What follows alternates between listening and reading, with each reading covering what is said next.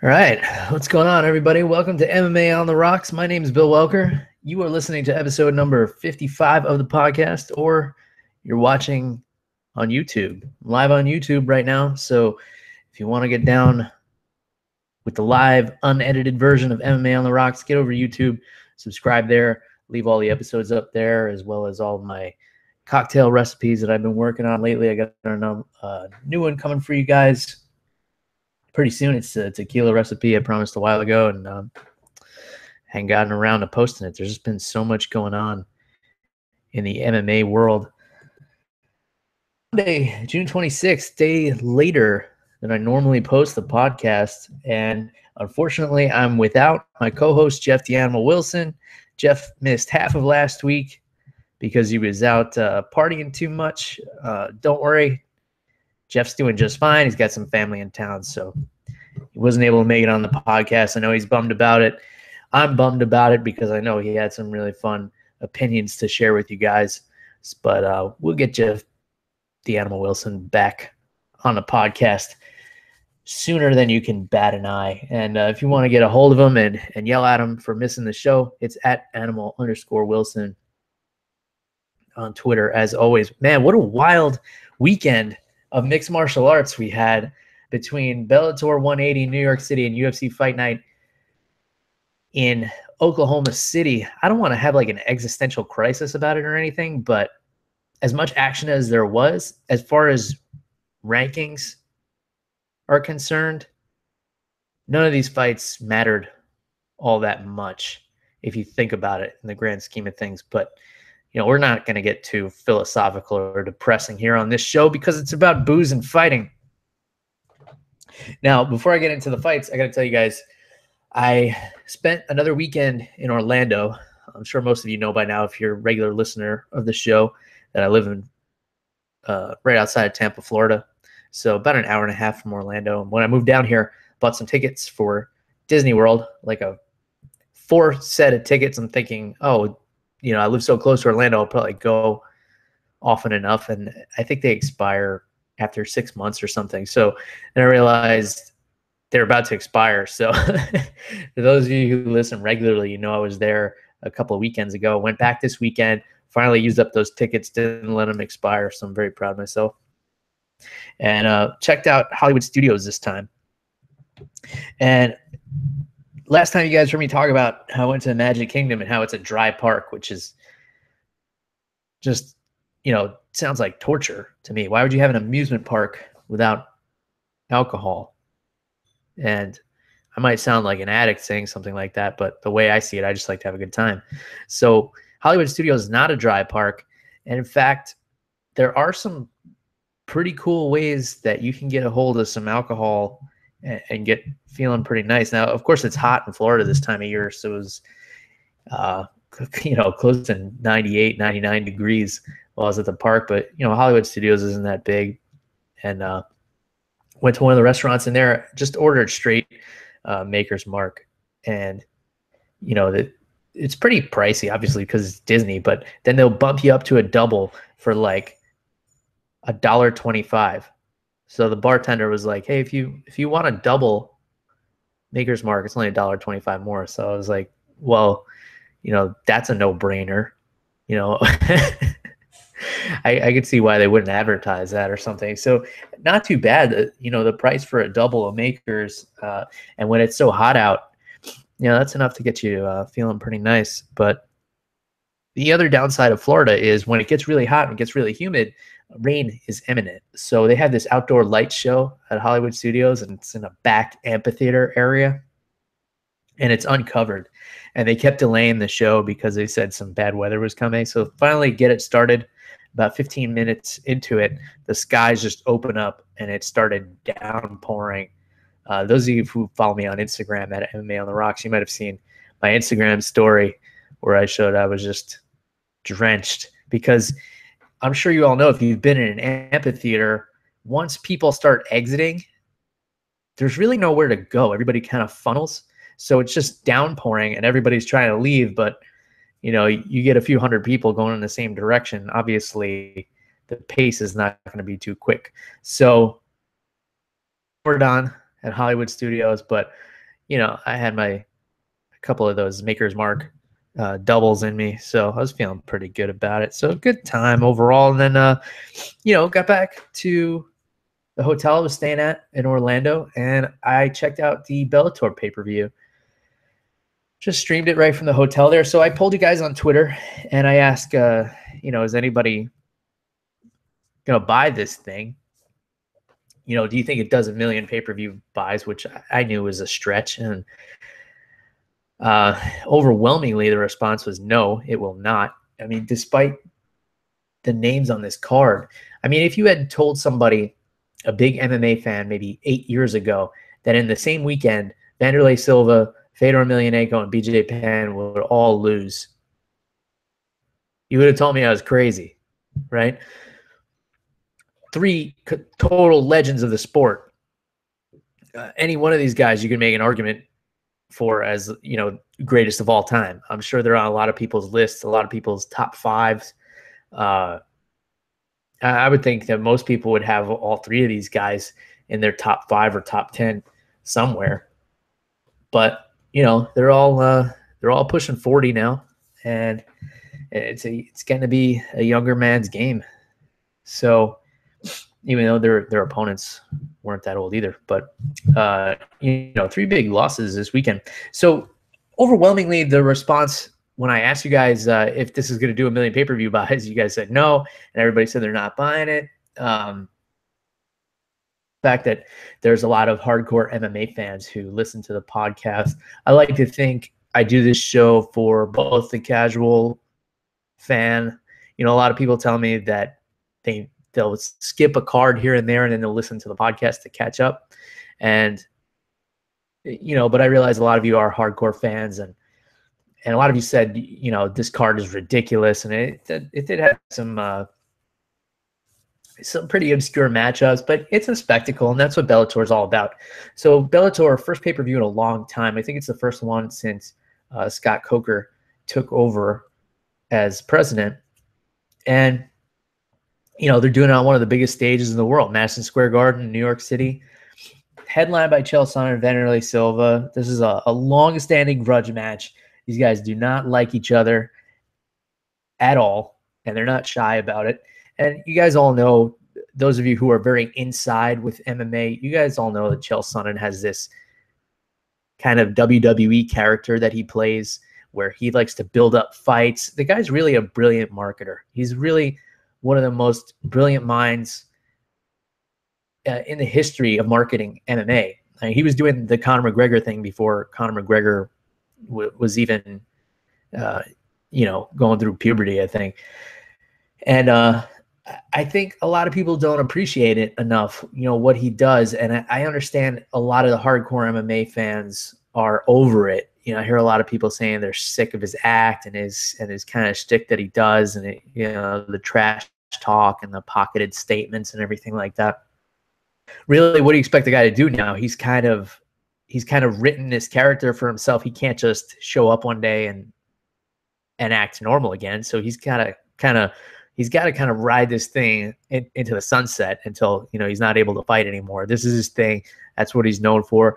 I think this time it was a little bit harder for him to pull off. Usually he has fun with it, but he really genuinely dislikes Wanderlei Silva. He even said as much, that this was the first guy he's ever fought that he had a personal grudge against.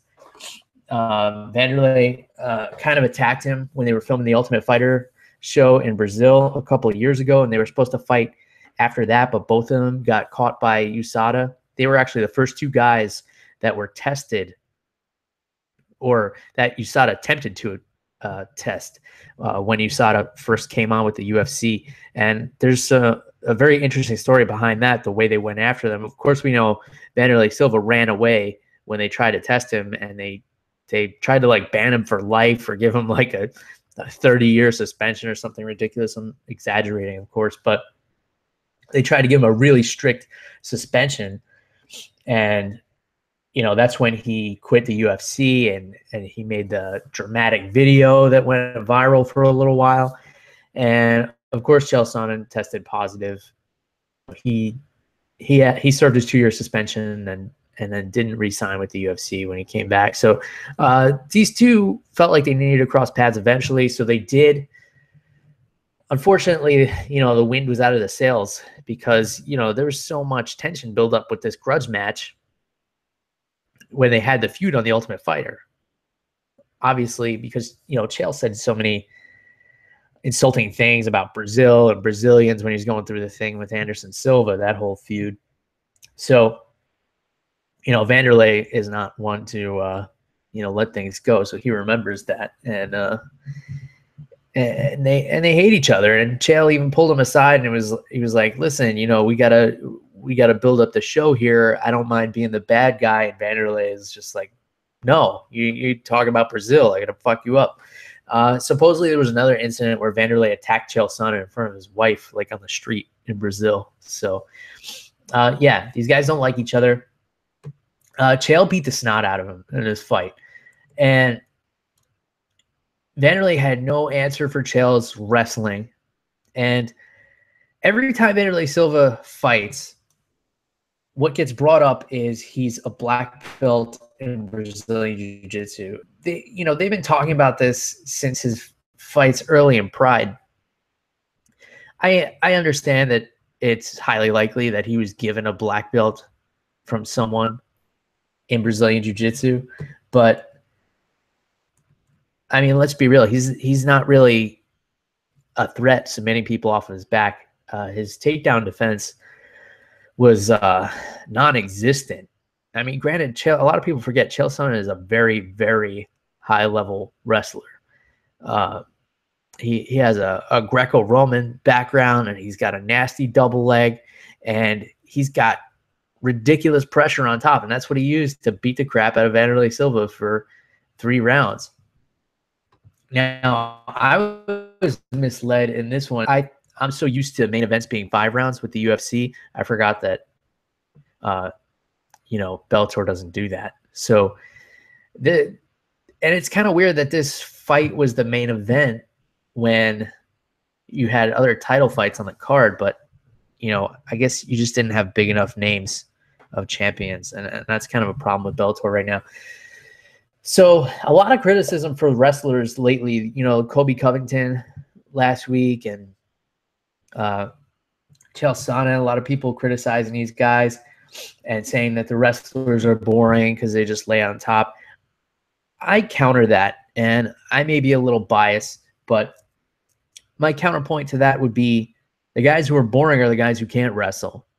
So the guys who can't sprawl, can't stop a takedown, and then can't get back up once they get taken down. I mean, look at a guy like Michael Bisping, for example. Say what you want about Michael Bisping.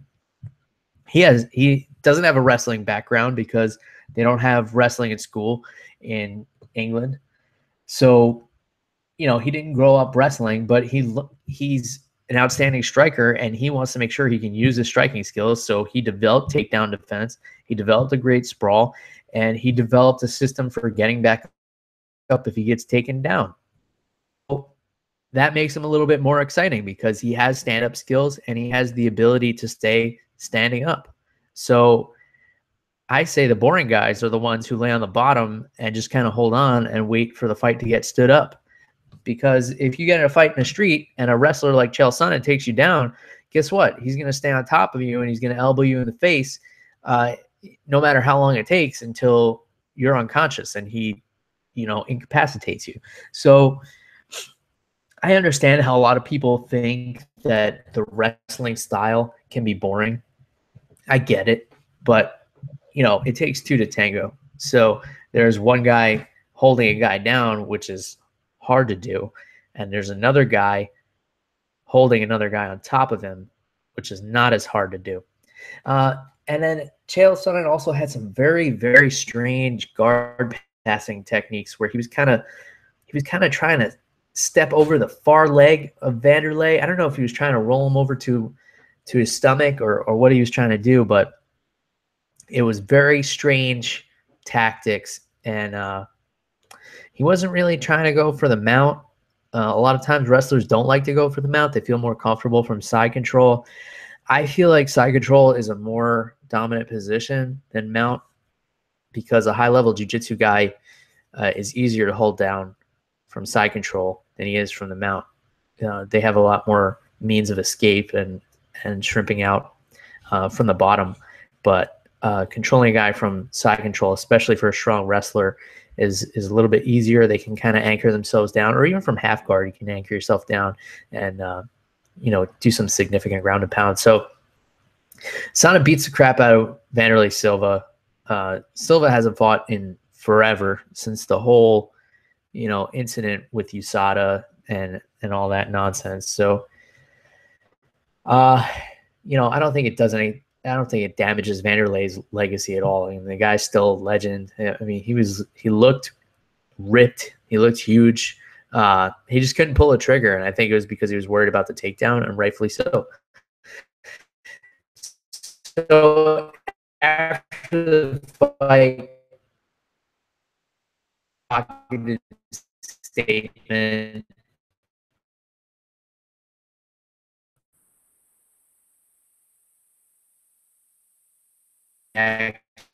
called out in the fight right before him. So Chael was playing when he wrote this statement. He wants to fight Fedor. He also basically New York, Brazil, and then he goes to Brazil and lives there for a month filming The Ultimate Fighter. He talks shit about New York all the way leading up to going to New York, and then in front of a crowd of New Yorkers at Madison Square Garden in the center of Manhattan says that he absolutely hates New York.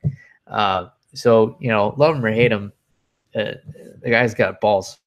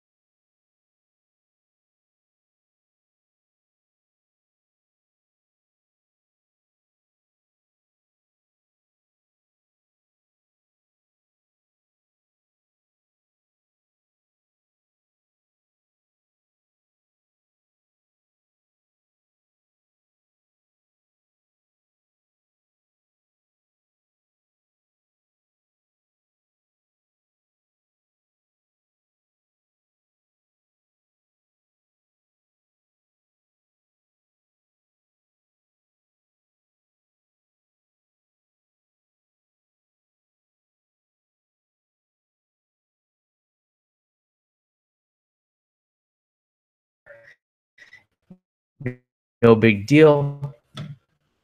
Let's work hard. So I'll touch on the Fedor fight. Went down, unfortunately for Fedor, I think the way a lot of people anticipated. But man, was that exciting! They basically knocked down. It was like it was like Rocky 2 when they both knock each other down and who gets up first. It was pretty spectacular. It was really exciting at the time because you're like, what just happened? It was really close to being a double knockout, but then you realize after watching the replay a couple of times, Mitrione had kind of stumbled more than he was knocked down. So Mitrione was able to get up a little quicker. He's a little younger, a little bit more athletic than a worn out Fedor, and he just jumped on him and put him to sleep with punches. It was really kind of tough to watch, and then Fedor couldn't get back up. So Bellator goes through all this trouble to sign Fedor, who did not look great in his last fight, which was in Russia, where he basically got knocked out in the first round, and the officials didn't stop the fight. This was against Maldonado, Fabio Maldonado, and I mean, he just doesn't have that incredible, great emperor chin anymore. That just happens with time and inactivity and, whatever else you want to chalk it up to. And the other thing about it, too, is Matt Mitrione was not a big follower of MMA because he was trying to play pro football. He played for the New York Giants for a little bit. I think he was on the practice team, or maybe even made the team for real. I don't remember what his story was there. I don't follow football that deeply, but he didn't idolize Fedor, and he didn't have in his head, that this was some invincible guy, even though, that kind of shroud of mystery had been lifted a couple of years ago, when Fabricio Verdum beat him, and then Dan Henderson knocked him out. And then the Fabio Maldonado fight was just a shit show, a disaster for him. So I don't know what you do with Fedor. I don't think you give him the Sonnen. You got to give him like an older heavyweight that'll stand and trade with him. They maybe like a Czech Congo that would be like a decent fight for him. Bellator just signed Roy Nelson. I think that would be a bad fight for Fedor, but Roy Nelson, Matt Mitrione, that would be great. That would be a rematch, so that would be a fun one. I'll keep going down this card because I want to get to the UFC Fight Night too. And so there was a fight that was supposed to be very one-sided, and it didn't work out that way for Bellator. So one of their marquee guys, who should be one of their marquee guys, Michael Chandler, my opinion, one of the top skills champion, taking on a guy, Primus, who was undefeated coming into this fight. And I think Primus was the biggest underdog on the card. Michael Chandler was supposed to just steamroll this guy. Brett Primus working on the leg kicks early, and at some point, Primus claims it was from the low leg kicks. Chandler claims that he kind of stumbled and he got a leg cramp, but it looked like Michael Chandler broke his ankle in the fight, and he was still, like, every time he put weight on it, he was like collapsing basically, but he was still hobbling around the cage. He's yelling at Brent Primus to kick him in his leg. He's like, kick me in the leg again. Just like really tough guy. I don't know if he was like trying to get in his head, and it almost worked. Like Brett Primus came charging in, and Chandler caught him and almost dropped him with a big right hand. And but eventually the referee saw Michael Chandler couldn't stand on his leg. He called timeout. Referee Todd Anderson called timeout, which is kind of a strange move. Not the worst refereeing move of the weekend. We'll get to that a little bit later, but called timeout, and the doctor came in and saw his leg was broken, and they were like, obviously we can't let you continue fighting because you have a broken leg. And Michael Chandler was livid. He said he didn't even listen to what Brent Primus said in his post-fight. Obviously there's going to be a rematch here because there's not a very deep lightweight division right now in Bellator, and I think they were really hoping that Michael Chandler would be one of their stars, and rightfully so. I mean, his last fight with Benson Henderson was incredible. If you missed that one, that was one of the best fights of last year. So go back and check that out if you want to see how tough Michael Chandler is. Go see how he was able to get through Benson Henderson. That was really an awesome fight. And let's see, former UFC fighter Lorenz Larkin, who was just cut for who knows what reason. I mean, he was on a pretty impressive win streak. He just had a big win over Neil Magny. So he gets cut from UFC, comes over to Bellator, immediate title shot against Douglas Lima, and loses unanimous decision. A title that changed hands on the undercard was Ryan Bader and Phil Davis. So this was a rematch. Really, well, a lot of people would say it was one of the most boring light heavyweight fights of all time. But there definitely wasn't a lot of action. I think you have two guys who have very similar style. They have really strong wrestling base. So when you have two wrestlers, that usually kind of cancels out. Bader had a little bit better wrestling on Saturday, and I think that's what helped him edge out a decision. But this was 5 rounds of not a lot happening. So I could have seen the decision going either way, to be honest, but I wouldn't have been disappointed either way. I didn't really care by the end of it, and that's a problem because I'm really into this sport, as you guys know. do a podcast about it and everything. So I spent a lot of time watching MMA and talking about MMA. And if I don't care by the end of it, then the casual fan's not going to care by the end of it. They're gonna be checked out. They're gonna be bored. And this was the main event of the undercard. So this was free on Spike TV. This is what you're using to draw people in and get them to buy the pay-per-view. So if you have a really exciting fight as the main event, people would say, all right, I'm in. I got to see more of this Bellator stuff. Let me see what it's all about.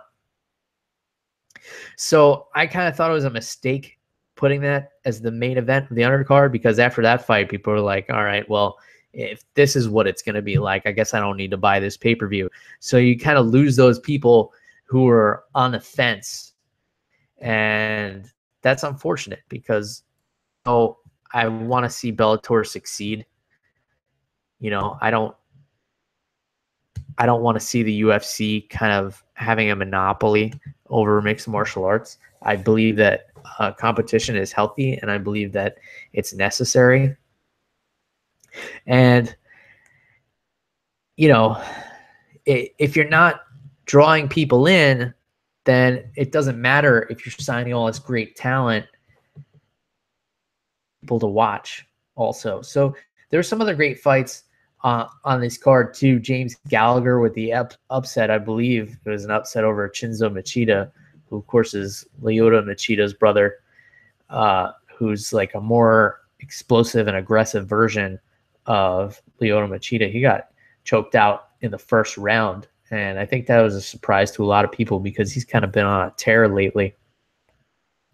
And then Zach Freeman spoiling the debut of Aaron Pico. So Aaron Pico had a lot of hype behind him making his debut, and people are saying, "Oh, he's going to be world champion," and all this stuff. I guess he was a longtime boxer, so he's a boxer coming over to MMA. He got choked out in 24 seconds by Zach Freeman. So, I mean, I guess he's not going to be a champion like this year. But, people who are on the Aaron Pico bandwagon are still saying, like, he's going to bounce back. He's going to learn from this. He's such a top prospect that this won't hold him back. So, whatever. I mean, I hope they're right. I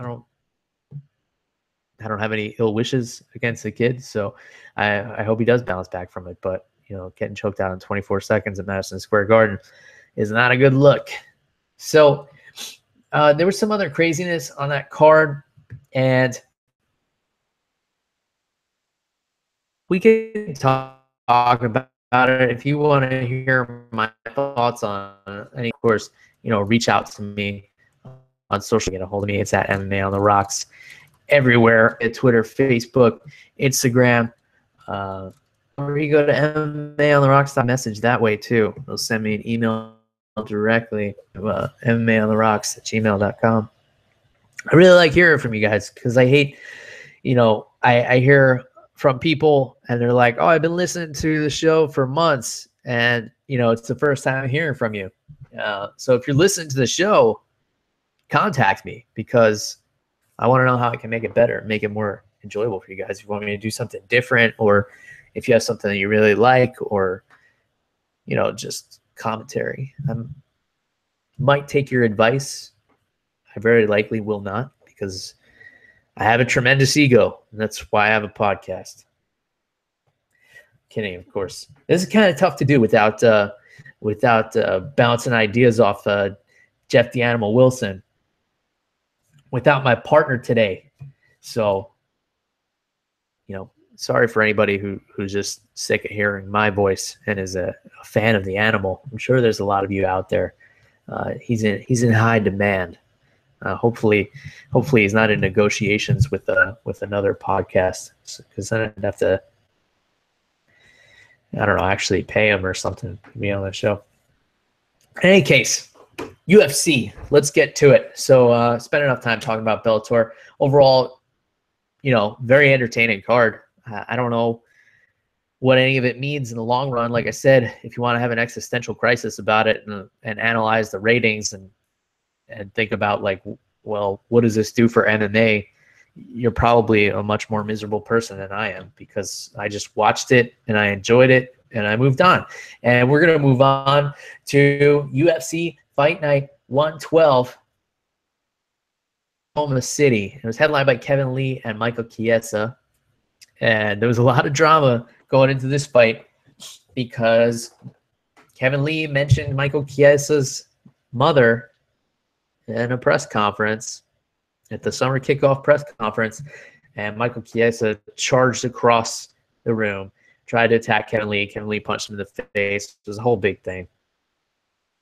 I'm sure you saw all of this, and then if you watched the event, I'm sure you saw the 300 clips that they showed of this press conference, which, it's kind of funny because a couple of weeks ago we were talking about how Christiane Cyborg punched another fighter at a retreat, and the UFC called the cops on her, and we're trying to convince Angela Magana to press charges. Kevin Lee punches Michael Chiesa at a press conference, and they're using it to build a fight, and they're showing the clip over and over again. So it's kind of like, make up your mind. What kind of message are you trying to send? Because it can be a very convoluted message when you do things this way, especially when you treat females one way and you treat males another way. Can't do that, UFC. I mean, who am I to say so? But it seems pretty cut and dry to me. But, what do I know? I'm just a guy who likes to drink and talk about fighting. So we won't get too political, but, just food for thought. So a lot of drama going into this one. Michael Chiesa said that he wasn't going to let Kevin Lee get in his face, get in his head. He lost his cool because Kevin Lee mentioned his mother. That's a soft spot for him. Those of you who remember Michael Chiesa when he won the Ultimate Fighter, his father passed away while he was on the show.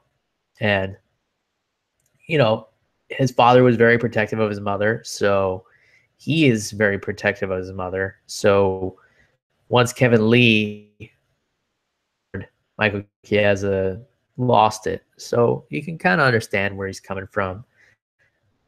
There's certain things you shouldn't do. The fight is between you and the other guy. You shouldn't bring people's family into it. But the argument on the opposite side is that Kevin Lee was just saying, like, I hope the best Michael Chiesa shows up because I know your mom has tickets and she's going to be there.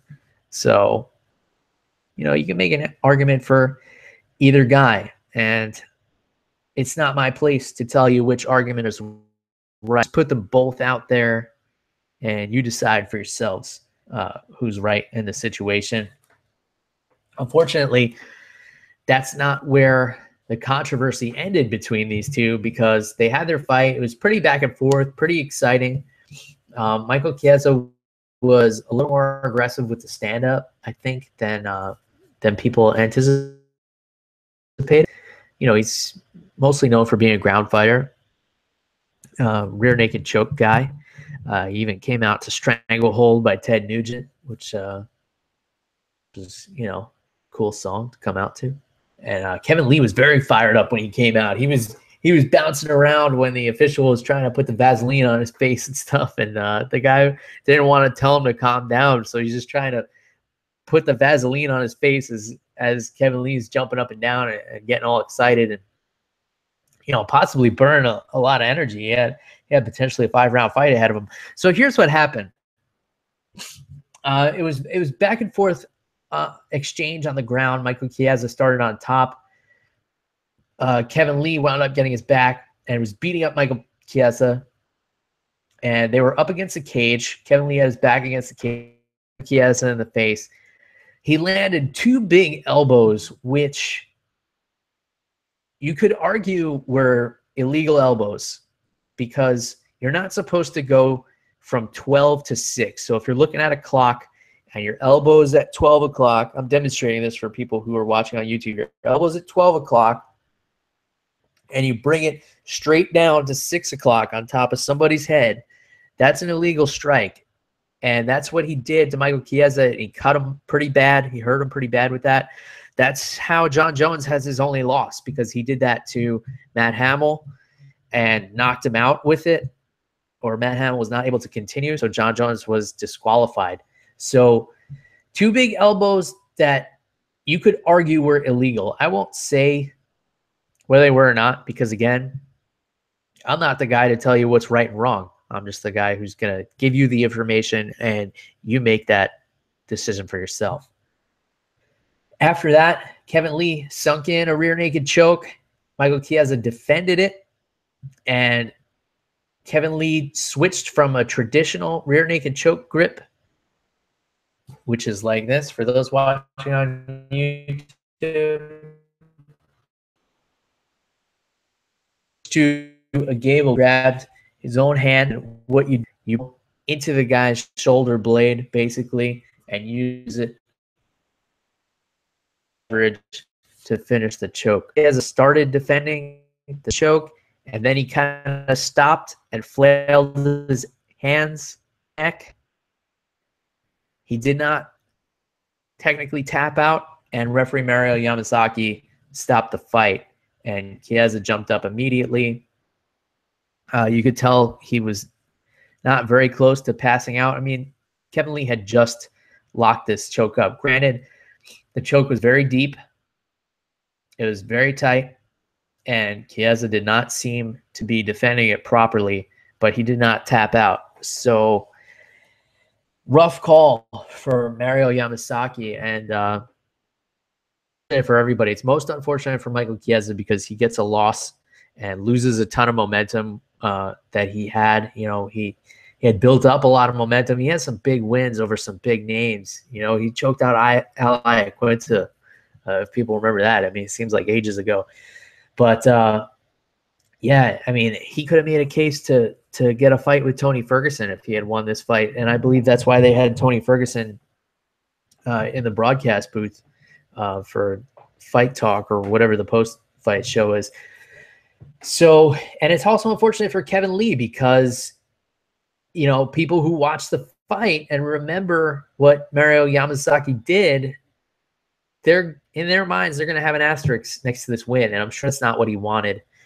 And, you know, you could argue both ways. Yeah, he was about to go out, but, man, the way I see it, you got to let the guy either tap out or you got to let him, you know, make the decision to pass out. It's not a situation, you know, if you get choked like that, you go unconscious for a couple of seconds and then wake back up.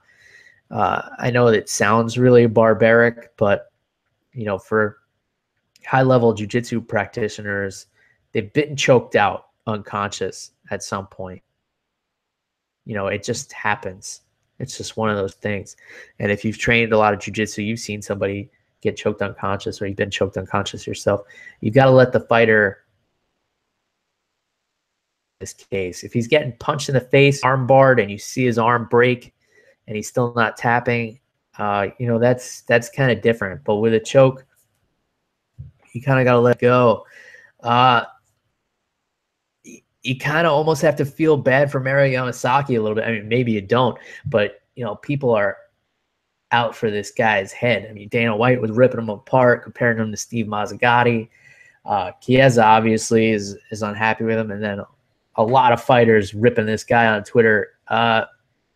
If I'm Mario Yamasaki, I'm not showing my face for a while. You know, I might go find a nice, quiet, deserted island somewhere to hang out. And it's really unfortunate because here's a guy who's one of the most experienced referees in the game, and he's been having a lot of questionable decisions lately.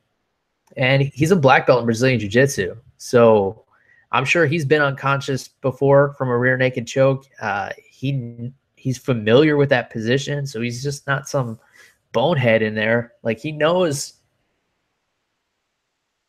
And yeah, made the wrong call. I don't know what else to say about it.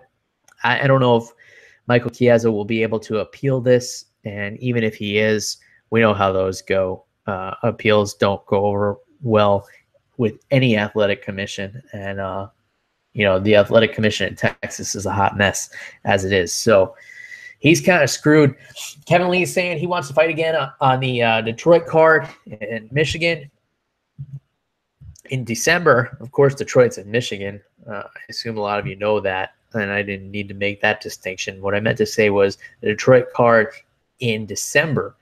And he wants to fight Khabib, called him out. Interesting fight. You would think it would be a big step up for Kevin Lee, but a lot of people thought Michael Chiesa would be a big step up for Kevin Lee. And despite the controversy, Kevin Lee was controlling that fight. He was very dominant towards the end of the round. And, you could argue that Michael Chiesa wasn't going to get out of that choke in the last odd seconds that were left, or 20-something seconds that were left. And he said if Khabib's not available, then he wants a rematch with Michael Chiesa.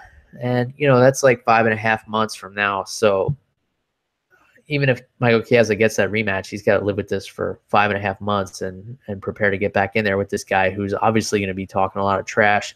Kevin Lee's been around a long time. He's got a lot of wins in the UFC. And I feel like he's just starting to put together his persona. He's getting a little bit of microphone time, and he wants to play a little bit of the bad guy, and it's starting to work for him. And I think once he got a taste of it, he likes it, and he's running with it. And good for him. He's those angles are always what makes the biggest stars. When guys put themselves in a position to be loved or hated, and I think more so the latter in his case, because Michael Chiesa is such like a good guy. He's always been polite, respectful, etc. And then all of a sudden this guy starts talking about his mother.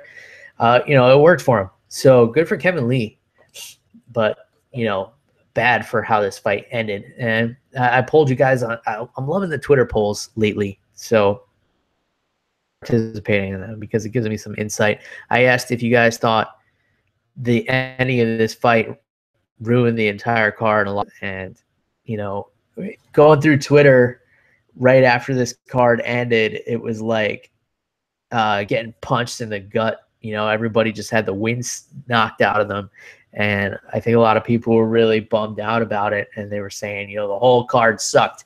Well, let me try and convince you otherwise, because I think that this was still a pretty solid card. And I'll start with the co-main event. Now, the problem with this fight before it even started was Johnny Hendricks missing weight. And God damn, if we haven't said this so many times on this show, Johnny Hendricks missing weight, Johnny Hendricks missing weight. The way I broke it down, the last time he missed weight at 170 before he moved up to 185, the guy had missed weight enough times to make an entire paycheck. So if you don't know, when you miss weight, you lose 20% of your purse or your fight pay. So whatever you were going to get paid, 20% of that goes to your opponent. He had done that so many times that it added up to an entire paycheck. So he moved up a weight class, made weight there, looked decent against Hector Lombard. I wouldn't say he looked like a world beater, but he looked okay. And then he comes back and he says, "Oh, my weight is great." And he said he was weighing like 198 the week of the fight, which is, pretty big. And it's not like he put on extra muscle to fight at 185. He's walking around with extra weight on him. He's walking around a little chubby. Misses weight by 3 pounds. A weight class above the weight class where he was a world champion. World champion at 170 pounds. Now he can't make 185 pounds. 4-time All-American wrestler. I mean, I hate to harp on this stuff. You guys know how much I can't stand when guys miss weight, because it's just so unprofessional to me. It tells me you just don't care. And it's even worse when it's a wrestler, because wrestlers are used to cutting weight. They've been doing it for years and years before they get into MMA. There are guys who get into MMA, they come from boxing or kickboxing or karate or whatever else, and they've never cut weight before. And those guys are making weight, and those girls are making weight. You had people who had to, cut all the way down to 115 pounds, and then they empty their bowels in the in the octagon because I don't know, nerves and weight cutting and everything else that you do to your body. But we'll get to that in a second. So he gets in there. Didn't look terrible with Tim Bost. Tim Bost, a lot of footwork, a lot of moving around.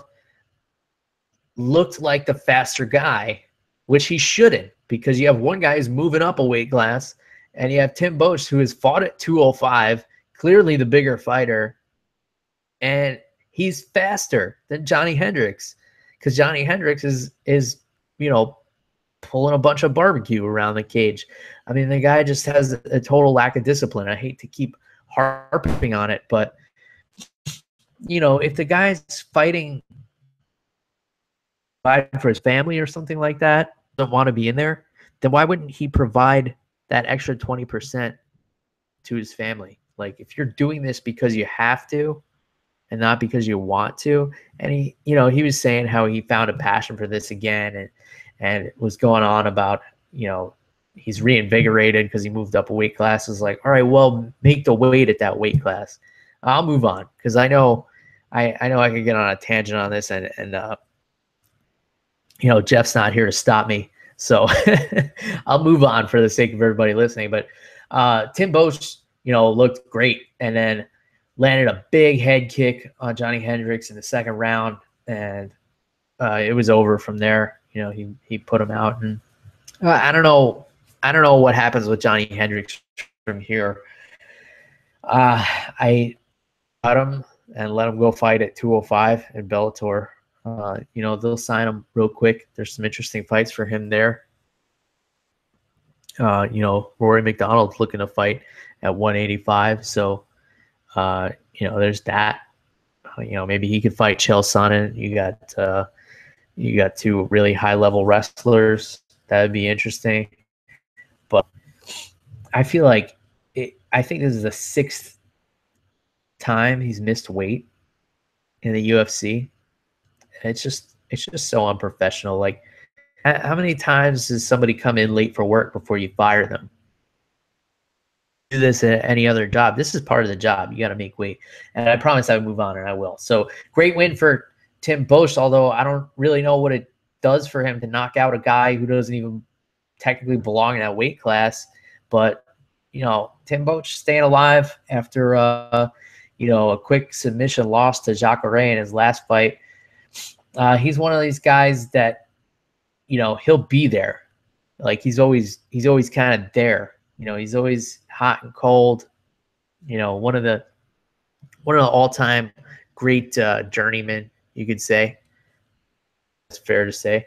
And he'll be back soon, and he always puts on a good fight. Doesn't talk shit, and he had the opportunity to really put Johnny Hendricks down. He called him unprofessional, but that's fair. All right. So we got kind of a shitty situation in the fight just before that. This this has to be a first at this level. I know it's happened before in smaller professional fights. So Felice Herring coming back from she's been out for a little while. I feel like she hasn't fought in a while. Fighting the undefeated Justine Kish. And Felice Herring, known as usually more of a striker, but her grappling was a fight. She really out-grappled of Justine Kish and literally grappled the shit out of Justine Kish. So in one of the transitions, Justine Kish was getting swept, and she emptied her bowel. She shit herself in the octagon. And I saw people talking about this, and I didn't notice it when it happened. But then you see like the slowed down GIFs that people post on Twitter and everything, and they point it out. And I was like, still almost a little bit in disbelief. I sent it to Jeff, and he was like, "Bill, this looks photoshopped." But then I looked at Justine's Twitter, and she tweeted, "I'm a warrior, and I'll be back better than ever. # shit happened." So she owned it, and she just came out and owned it. That's so badass that she did that. So Felice Herrig can, from now on, say that she beat the shit out of somebody. And she looked great doing it. I mean, she had a rear naked choke locked up at one point. It was just as tight as the rear naked choke that Kevin Lee had on Michael Chiesa. And Justine Kish showed a lot of athleticism and a lot of strength. She escaped submission attempts. There was not a whole lot of technique to the way she was escaping, but she was able to do it. And, you know, if you got to let something loose to get out of a bad situation, then that's what you got to do. You know, you can't fault the girl for using everything at her disposal. So great win for Felice Herrig. She said that she doesn't want to call anybody out because what she does, the UFC doesn't give her what she wants. I have a feeling what she wants is a rematch with Paige Van Zandt, and I wouldn't mind seeing that. You know, solid performance for sure, taking out another undefeated fighter. So congratulations to Felice Herrig on that one. UFC debut of Dominic Reyes against Joachim Christensen. This fight was fucking crazy. You know, so Christensen, a striker, Reyes, a striker. He came in with a lot of hype behind him. He was a favorite. He knocked Christensen back into the cage and then came running at him.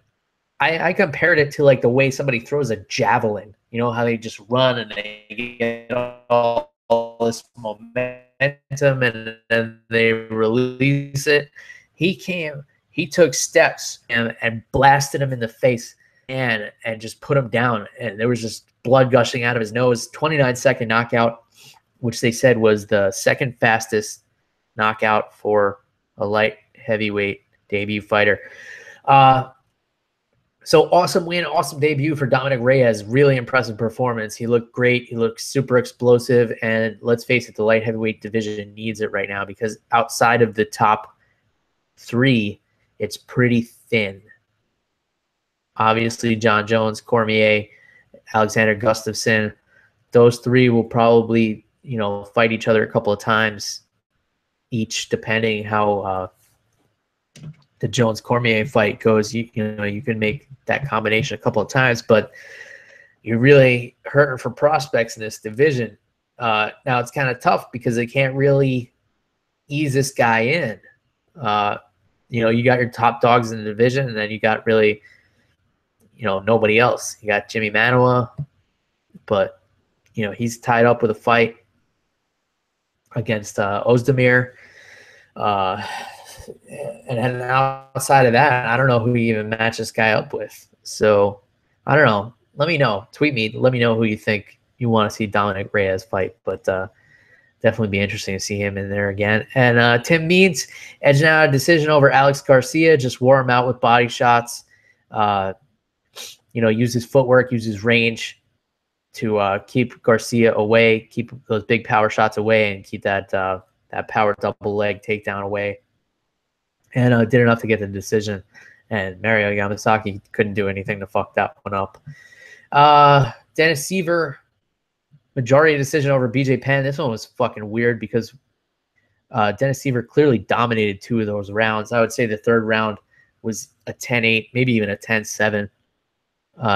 If you're going under the new rules, which I forgot to mention that. I don't think Texas adopted the new unified rules. Which states, and I've covered this on the show before, the new unified rules say that if you shit yourself in the octagon, you lose via TKO.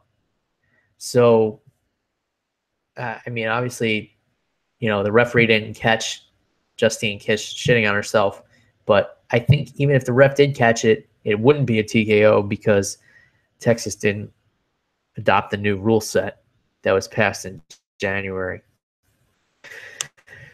Under the new rules, I feel like that was a 10-7 round for Seaver in the last fight, but definitely a 10-8 under either rule set. And BJ Penn just looked flat, couldn't get any offense going. And one judge scored this fight a draw, which, you know, there was that one like asshole judge that that didn't even belong there. But you know, in a couple of fights that went to the decision, there was one guy. It's like, you know, who the fuck invited this guy? And that's the guy who scored a draw. I mean, BJ Penn even knew he lost the fight. So I don't know what happens here. I mean, it's tough. You know, the guy still wants to fight. He's a fighter.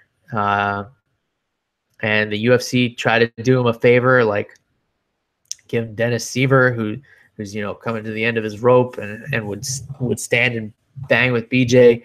And you know, we saw some shining moments from BJ Penn. We saw his patented takedown defense. Seaver had a single leg locked up, and BJ hopped around the cage and put his back up against the cage. And you know, that was kind of his signature move. Like, nobody was able to take the guy down. And then even if he was super dangerous off of his back because of his flexibility.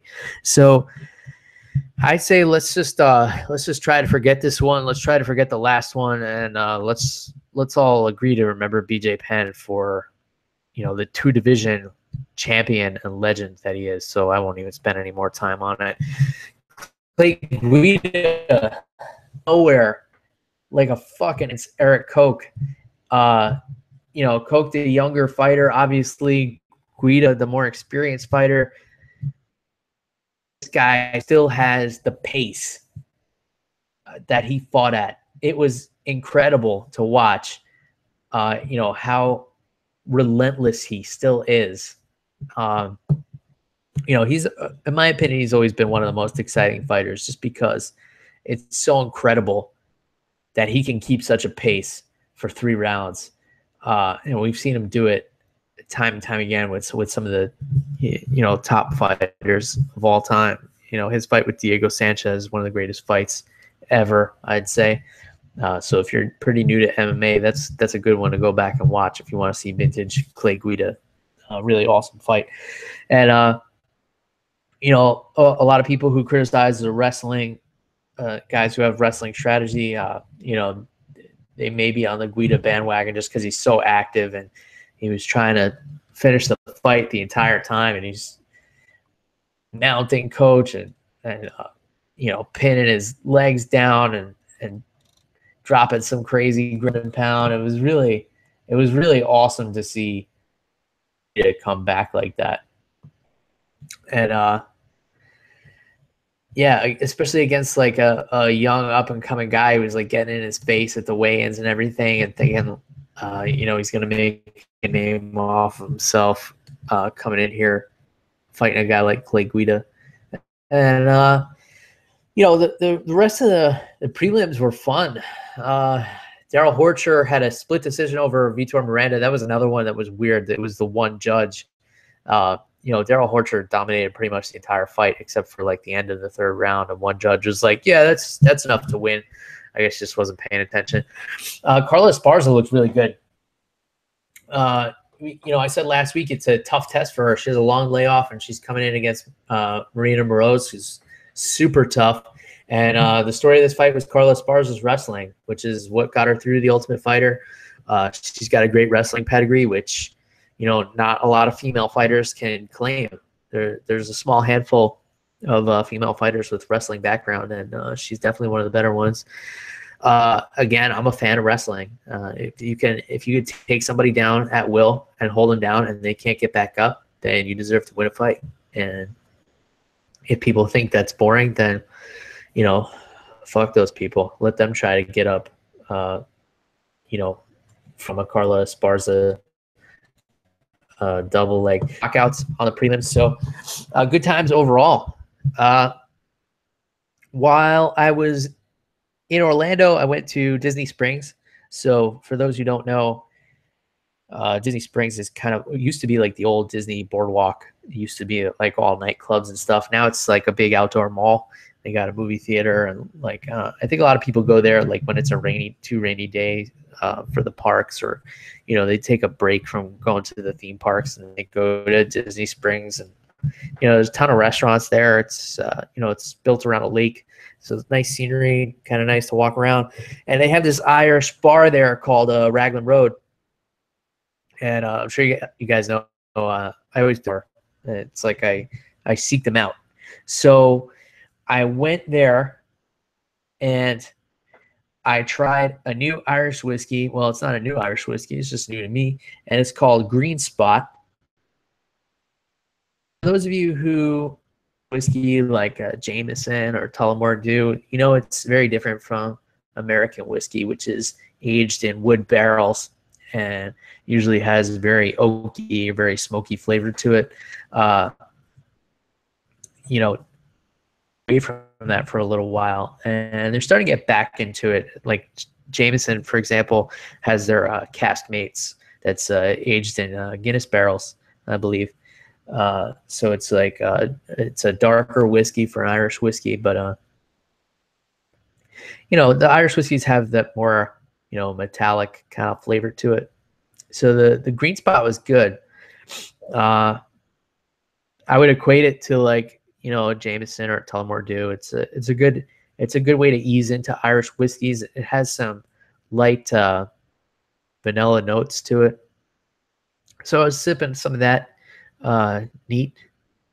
I know you expect me to say on the rocks, but you know, I do like my whiskey neat with, you know, a couple of drops of water, as I told you guys before. I just always say MMA neat would have been a stupid name for a show. I enjoyed some nice Irish whiskey this weekend. They had, you know, they always do like live music. It's one of my favorite places to check out when I'm in the Orlando area. Bar. They always got live Irish music, and the bartenders are always super friendly, and they love talking about whiskey, so we get along just fine. And the food's really good too. They give you a bread, like Irish soda bread, when you first sit down at the bar there, and then they give it to you with like kind of dip in. It's like olive oil, Guinness reduction. They make like almost like a balsamic out of Guinness, and they put a little sugar in there, and it's really unique flavors. So, you know, you have your Guinness reduction on your bread, and you have a Guinness, and you have some Irish whiskey, and you have a good time. All right, so fucking action-packed weekend of MMA action. Through this entire episode without my partner, Jeff the Animal Wilson. We hope to find him back next week. If you guys didn't catch episode 54, there was a bonus episode last week I did with host of Loaded Joe's MMA podcast and also Loudmouth Boxing podcast. So Blake is a Floyd Mayweather expert. And, you know, I asked you guys if you wanted to hear my take on the Floyd Mayweather-Conor McGregor fight or if you were sick of it. And a lot of you said you did want to hear my take. So I did a separate episode that kind of went over my perspective on this match that takes place in August. So I did that on purpose because if some of you are sick of hearing about Conor and Floyd, I get it. And I thought, you know, for those people who are sick of hearing about it, maybe I wouldn't have any new perspectives or any opinions you haven't already heard, hasn't already been talked about. So I did it as a separate episode. If you are interested, go back and check that one out. That was episode 54. It's titled Floydian Slip. And, you know, like I said, I'll have a new YouTube video up for you guys this week. That's another cocktail recipe. Yeah, that's pretty much all I got. So the next big thing is the Ultimate Fighter finale, and that's not until July 7th. So we have next week to kind of break that one down and find out who. Because, you know, I don't look for spoilers on the message boards. I've been following this season. I've been enjoying it. You guys have too. So next week should be back regular time on Sunday again. Had to push. I had the Fight Night 112 card on Sunday, so I didn't want to do an episode too late on Sunday, so had to push it back to Monday. But next week we'll be back on Sunday. Let me know if I missed anything because there was so much going on this weekend. I feel like I could have missed something big. Reach out to me on social media, Twitter, Facebook, Instagram, at MMA on the Rocks, or you go to MMAonTheRocks.com. Find me that way. If you're listening to the podcast anywhere else, we're on YouTube now. So you can watch on YouTube, and if you subscribe to the channel, they'll send you a notification when we do this thing live. You can hear it unedited, and you can hear, you know, all the horrendous mistakes and and all the politically incorrect statements that I am going to lie and say I edit out of the podcast every week. But in actuality, I don't do that much editing. But if for any reason you want to see Jeff the Animal Wilson's face while the thing's going on, then do the YouTube thing. Otherwise, we're on iTunes, Google Play, Stitcher, TuneIn, SoundCloud, and anywhere else you listen to podcasts. So thanks for tuning in. Till next week. Cheers, everybody. Goodbye.